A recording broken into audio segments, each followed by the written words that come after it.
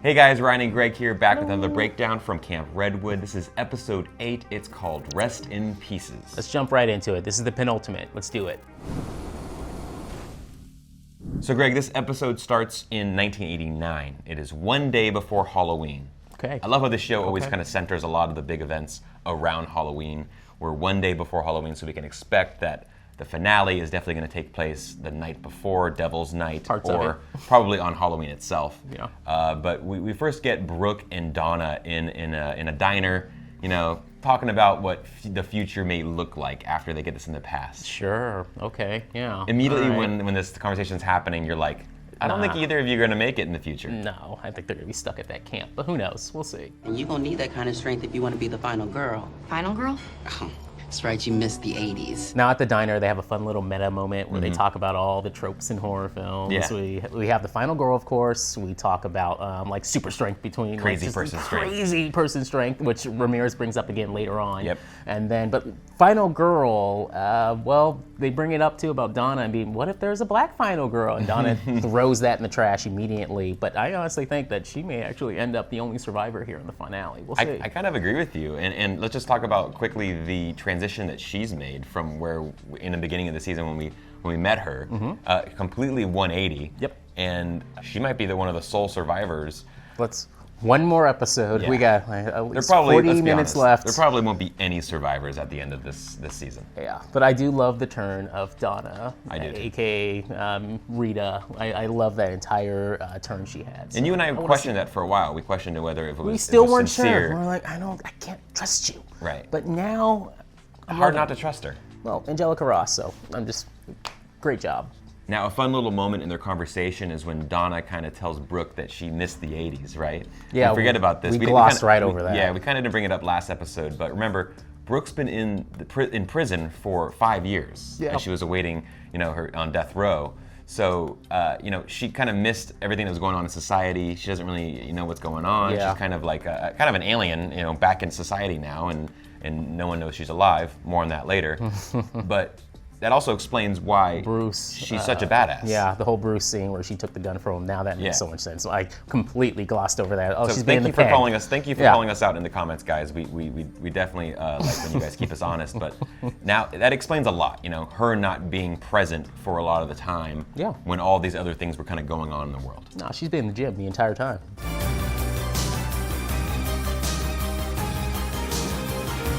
All right, Greg, we meet a new character at the diner as well, Stacey. Oh, Stacey. She works for the National Enquirer. Yeah.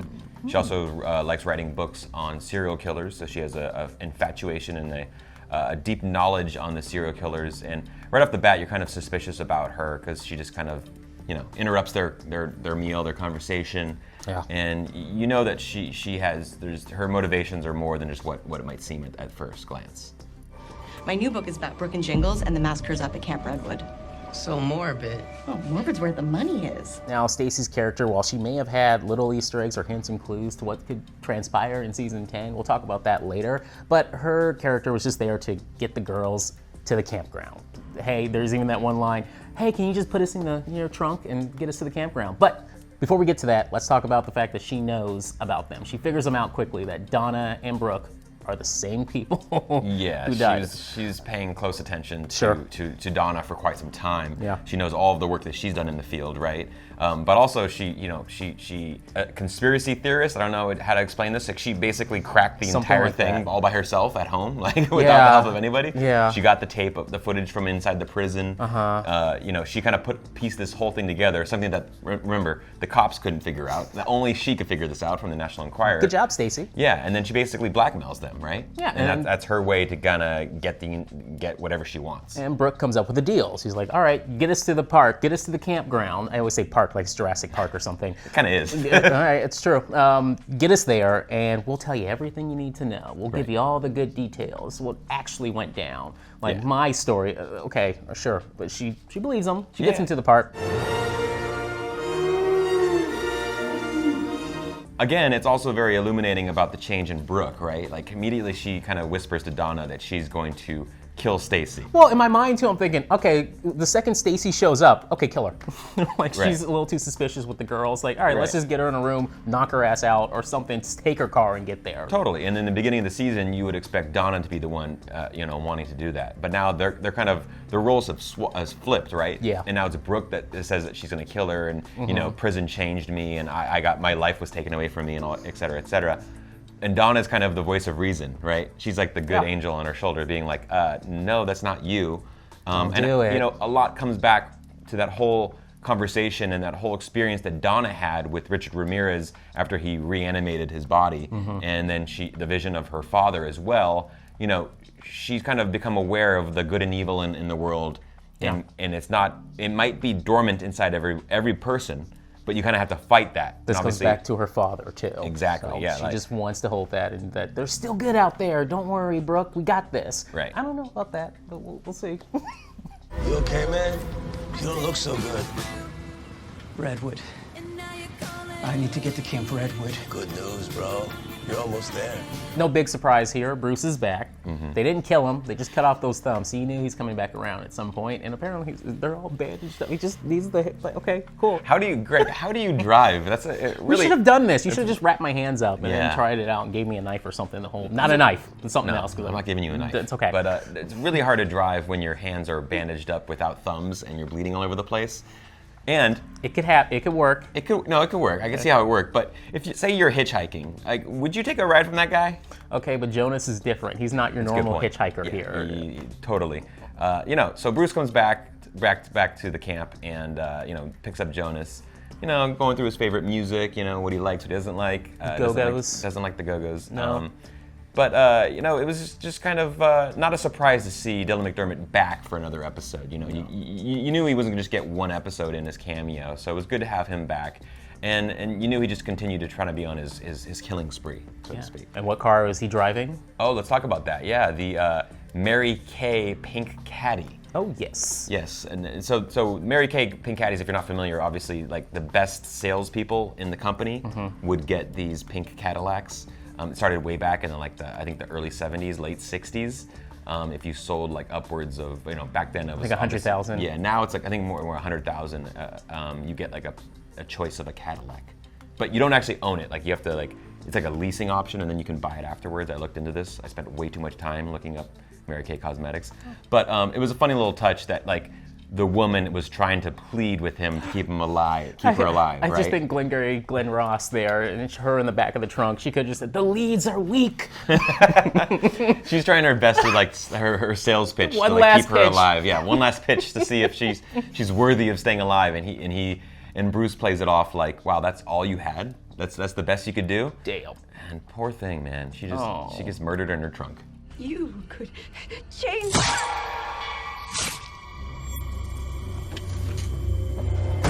I got it. Season 10, AHS Mary Kay. It's actually the scum.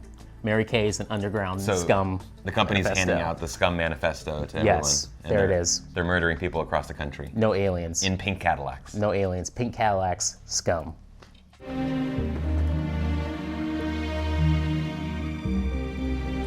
Back at Camp Redwood, Kaja Gugu, dead. We called it last week. Yep. And Margaret, she just wants to get rid of the bodies. Her plan for everything is just cover it up, Yep. right? She's the worst person. But then when Courtney's disposing of all the bodies, he comes across the band rehearsing again right around the corner. So There he's goes. like, he's like, what drugs am I taking right now? What's going on? Meanwhile, Richard Ramirez shows up, and he's really into Billy Idol, obviously, and he really wants his jewelry. He really wants those rings. Remember, in the beginning of the season, he was premiere. over Brooke's rings. Remember, he wanted Jewelry. the jewelry, material objects of other people's stuff. He's Okay. collecting. Is that it? All of it? Swear on Satan! From there, Jingles shows up, so we have our rematch with Ramirez and Richter, but it's very short, and it's cut short because of Bruce with his pink caddy. Yeah, Bruce just runs Jingles over, poor guy, interrupts the whole fight, and basically, then he realizes that that's Richard Ramirez, right? Yeah. And he's like, "Whoa, I'm your number one fan. I'm trying to get to your level. Here, I have proof. Here's someone I murdered in the back of the A car." body, and then I love Ramirez's look, like, whoa, oh. Yeah, he's like, "I'm sold. Yeah, join me, friend." Like, Cool. He's like his serial killer in training, and basically these two buddy up. and then we're going to get them on a murdering spree for the rest of the episode. Yeah, because again, Jingles, his motivation here is just to leave Ramirez on the campgrounds. He wants to kill him there. Yeah. Just get this over with. He's more concerned about his son, right, who's still in Alaska, Bobby, and he doesn't want Ramirez to get out of the campground and go kill him. Ramirez has already taunted him and said he's going to take care of his kid and make him pay for that. And, you know, the only motivation that Richter has right now is to kill Ramirez. He's like, to save Bobby. Yeah, you can kill me, you can torture me, you can do whatever you want. He's stuck on that land forever, for good, right?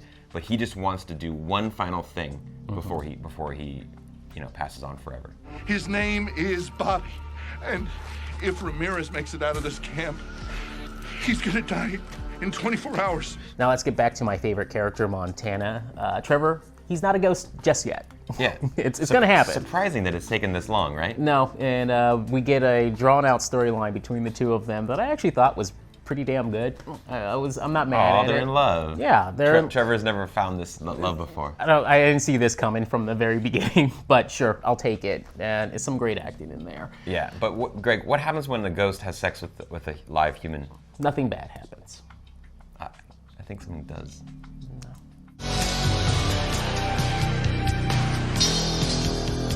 Now, a big thing to point out is that Margaret catches Trevor and Montana in the act. Yeah. So she has yet another target on her list of people to kill. Oh, okay. So, and we already knew how she felt about Trevor before this, so now she's furious. Well, now we know how Trevor dies. Yes.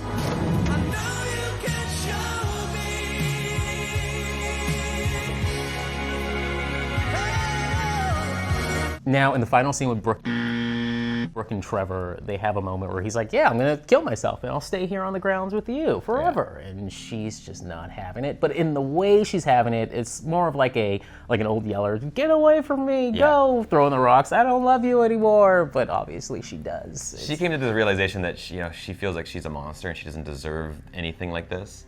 And to be honest, like, she's stuck in this forever, but she doesn't have to continue killing.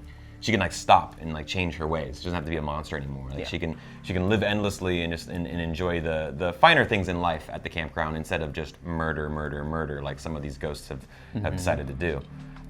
But she has a change of heart on Trevor, but you still know that eventually Trevor is going to pass to the other side and join her. We just didn't know the manner in which it's going to happen. Yeah. Chances are, though, after seeing what we've seen so far, it's going to be Margaret. I smell a redemption for Montana here. We'll see. Yeah. Now, one of those ghosts at the campground is Xavier. He is now on team bad guys, I would say. He's helping them against Richter. Yeah. And he's showing the body of Richter's body and kind of explaining what happened here. And that's when they come to the realization that Jingles is not alive anymore, and he's a ghost. And spirit. Ramirez knows that he needs to back away. Yeah. He can't die. Yeah, he can't die. He's gonna unrelenting, gonna come back and back and back. Yeah. Then we get Richter show up right there when they're looking over at his body. Yeah. That's when Bruce is like, what the hell? What's going on? How is he standing right here and down there? He's kind of checked out, right? He's kind of like, I need to dip. I'm not cut out for this. No, the line that Richter gives him is amazing. You stay, you die. All right. But then Margaret, out of nowhere, saves Ramirez. And I love the line she says, the mutual admiration and a deep sexual attraction. After a couple of conversations, in the cabin with Ramirez. So she came back and shoots Jingles just about as he's probably going to kill Ramirez right there. Yeah. And then we find this trifecta of serial killers that are going to kind of form a team together. The Wolf Pack. Yeah, there you go. And they're gonna just kill everyone on this damn campground. This is the most convoluted plan ever, but it has me worried that we're not going to see Billy Idol in the next episode. If this is the case, if they're going to try to kill off every single musician. Let's talk about that. Yeah, she talks about her plan. She wants to basically kill off every musician, like you said, and make it such a monumental moment that people across the world will flock to this area and know what happened here, right? It'll be kind of a memoriam of 80s music. She wants to do her own Devil in the White City kind of thing, H.H. Holmes, but it's going to fall apart. So I'm worried that we're not actually going to get any bands on stage performing. But they do bring up Billy Idol. Can we kill Billy Idol? And Ramirez is like, no, we have rules. Except Billy Idol. Yeah. We can't touch him. No, don't touch him. So now the loop resets again, and Jingles is back, captive of all the ghosts, the counselor ghosts. Basically, he's back to explaining himself again, and he just wants to kill Ramirez. That's all he cares about. But they're like not having it at all. Innocent people will die. We were innocent once, too. Yeah, all of us were. Well, except for Ray. Give me 5 minutes, and Yeah. then you can torture me forever. Just let me kill Ramirez. And they're not having it. No, they're not having it. They want to torture him, stab him, kill him, and they leave him, Greg, in an incredible moment in AHS history. They leave him on the lake in a boat. Gee, I wonder what's gonna happen. As it's floating away. And I kid you not, I think we both knew what was coming next.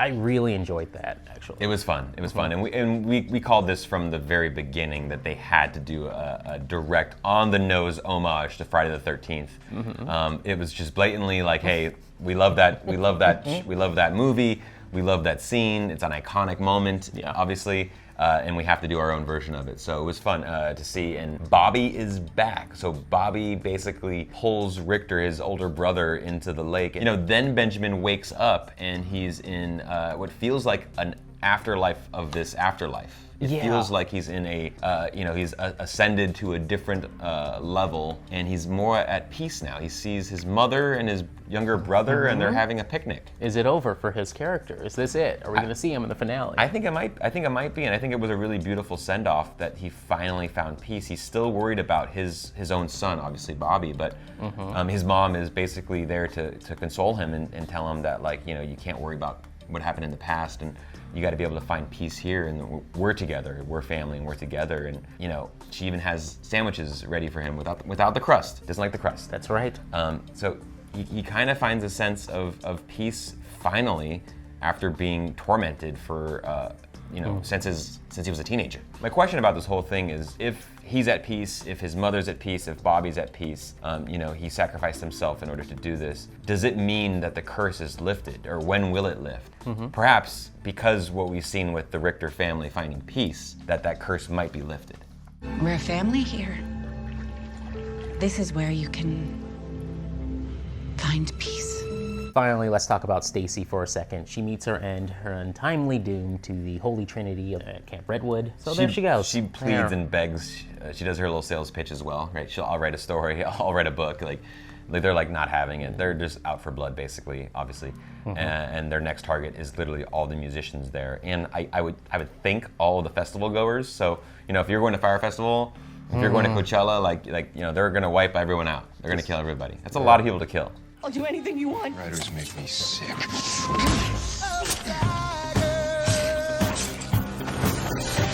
All right, guys, we're going to break into some spoilers for this season finale preview that we watched. We have a couple ideas that might be happening. First, let's talk about the synopsis. It says, Camp Redwood draws in a lost soul looking for closure. What could that lost soul be? Who do you think it might be looking for some closure? Oh, I don't know. Maybe Bobby Richter? Yes. Mr. Jingles' son up in Alaska. We're gonna fast forward definitely a whole bunch of years, and we're gonna see him as an adult, played by, we think, Finn Wittrock, who obviously has been in AHS before. Dandy. One of my favorite characters, Dandy Mott.